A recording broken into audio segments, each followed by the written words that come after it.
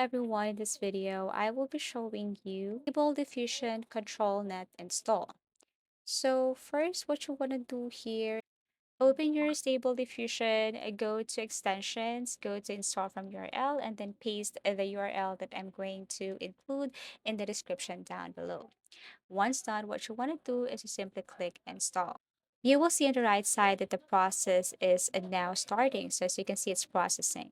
Okay, so you have to wait for a couple of minutes. Now, once done, go back to install, then click apply and quit.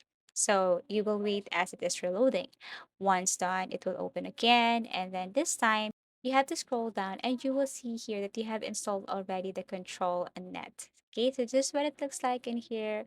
This is the place where you're going to edit everything. Okay, first, let's go to this area right here. So as you can see, there are no sample models. What you want to do here is to open a new link tab and then paste the link that I'm going to include in the description down below and download all of the sample models here. Okay.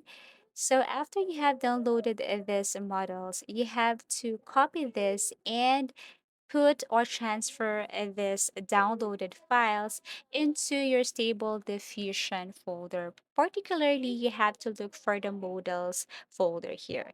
Okay, so paste all of the modals right here.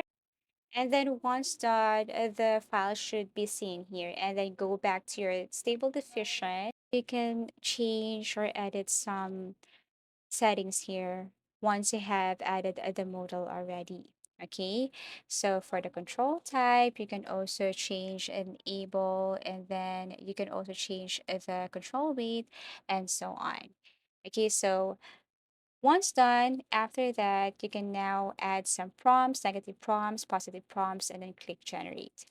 Now, if you want to change some settings within the control net, you have to go to settings and then look for this control net. And then here you can change the settings like the path to directory, multi-controlled, max models. You can change the amount here.